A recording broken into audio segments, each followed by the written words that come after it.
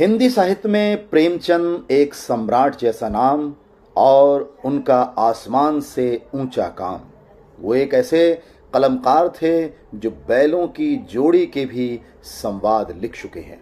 उस वक्त जब ऐसी कोई भी बात सोच भी नहीं सकता था, आज टीवी पर जंतुओं के संवाद वाले कार्टून प्रोग्राम भरे पड़े हुए हैं। तो ये हिंदी साहित्य की ही देन है कि आज इतनी मनोरंजकता से हम जीवन जी रहे हैं। इसके लिए प्रेमचंद जी को साधुवाद और कोटि कोटि नमन।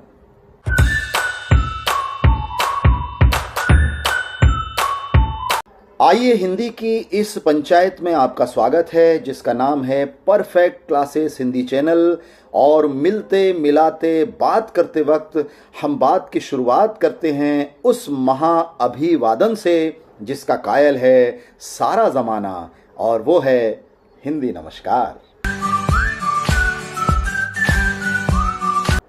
कहते हैं जो जितनी भाषाएं बोलियां जानता है वह उनके संसारों की बातें भी जानता है, और जानने वाला और जानना चाहता है। इसलिए आइए प्रारंभ करें उस छूटी हुई कड़ी को जिसका नाम है अनुप्रास अलंकार के प्रकार या भेद।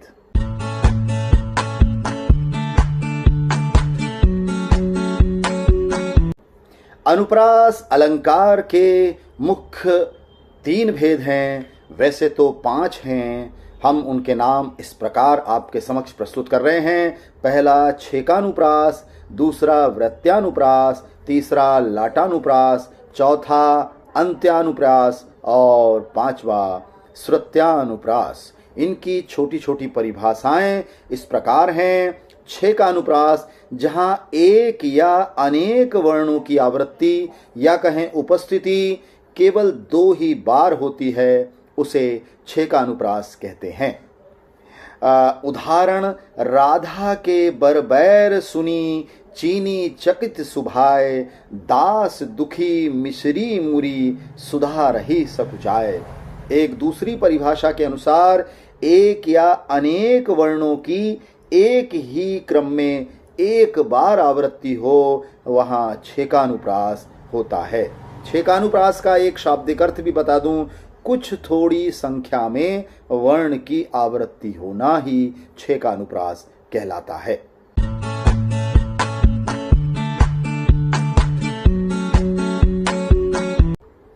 दूसरा प्रकार है वृत्त्यानुप्रास, जहां एक या अनेक वर्णों की आवृत्ति या उपस्थिति बार बार हो, वहां वृत्त्यानुप्रास होता है।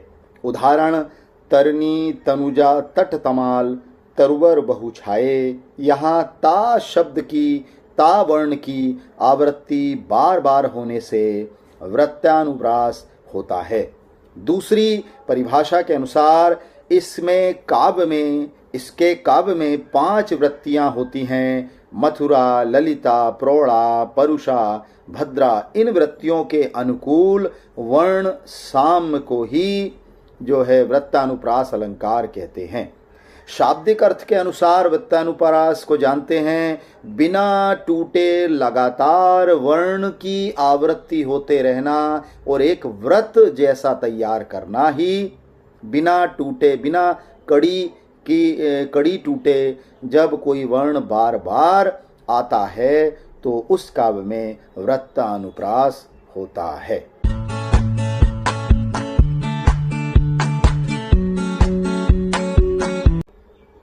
तीसरा प्रकार है लाटानुप्रास, और इसकी परिभाषा हम देखते हैं, जहां शब्द या वाक्यों की आवृत्ति या उपस्थिति हो तथा प्रत्येक स्थान पर अर्थ भी वहीं पर अन्वय या विस्तारित या जानने पर भिन्नता दिखाई पड़ती हो, वहां पर लाटानुप्रास होता है।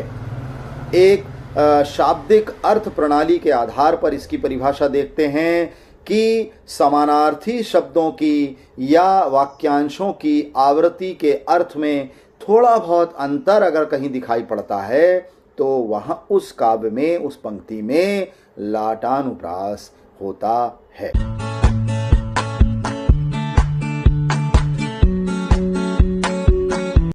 लाटानुप्रास का उदाहरण देखकर हम इसे समझते हैं। उदाहरण है, लाली मेरे लाल की जित देखूं तित लाल, लाली देखन मैं चली मैं भी हो गई लाल।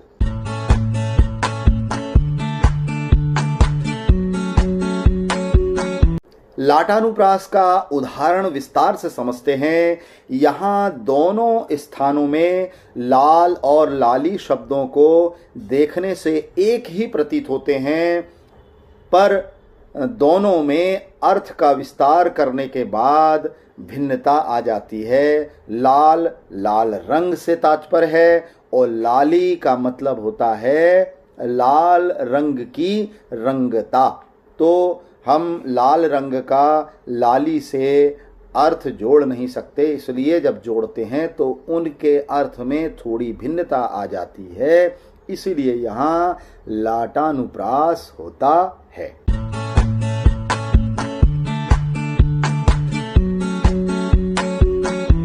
अगले दो अंतर भी अनुप्रास अलंकार में जो आते हैं, हम उनकी परिभाषा की चर्चा आपसे कर लेते हैं। चौथा है अंत्यानुप्रास। पद के अंत के एक ही वर्ण और एक ही स्वर की आवृत्ति हो तो अंत्यानुप्रास होता है। अर्थात पद के अंत में एक ही वर्ण और एक ही स्वर की आवृत्ति हो या उपस्थिति हो तो अंत्यानुप्रास होता है। अब हम पांचवा जो प्रकार है श्रत्यानुप्रास, उसकी परिभाषा जानेंगे। एक ही उच्चारण स्थान में बोले जाने वाले वर्णों की आवृत्ति श्रत्यानुप्रास होती है। शाब्दिक अर्थ के अनुसार एक ही उच्चारण स्थान पर वर्णों की आवृत्ति दो बार होती हो या उससे अधिक होती हो तो श्रत्यानुप्रास होता है। ये अनुप्रास अलंकार के 5 प्रकार थे जो बीच में अलंकारों की श्रृंखला में कड़ी टूटने के कारण हम आपको बता नहीं सके थे। हमारे मन में कहीं ना कहीं एक बात थी, तो हमने एक विशेष एपिसोड बना करके आपको इससे अवगत करवाया और एक सरल कक्षा के माध्यम से आपके मन में ये बात, ये जानकारी, ये अनुभव शेयर किया, जिसके माध्यम से आप हिंदी साहित्य को और समझ सकते हैं। ये एपिसोड कैसा लगा हमें कमेंट्स करके, लाइक्स करके हमारा उत्साह बढ़ा सकते हैं और सब्सक्राइब करके हमारे प्रोत्साहन को एक गति दे सकते हैं। हम बहुत मेहनत कर रहे हैं, हम बहुत जानकारियाँ आपके लिए सरलतम तरीके से लाने की कोशिश कर रहे हैं। मेहनत को सपोर्ट कीजिएगा और उस सपोर्ट से हम अपने चैनल में और निखार ला सकते हैं। जानकारी तो हमें ऐसा लगता है हम बहुत अच्छी आपको दे रहे हैं, क्योंकि हमें ये विश्वास है कि हम जानकारी आपके समक्ष अच्छी प्रस्तुत कर रहे हैं।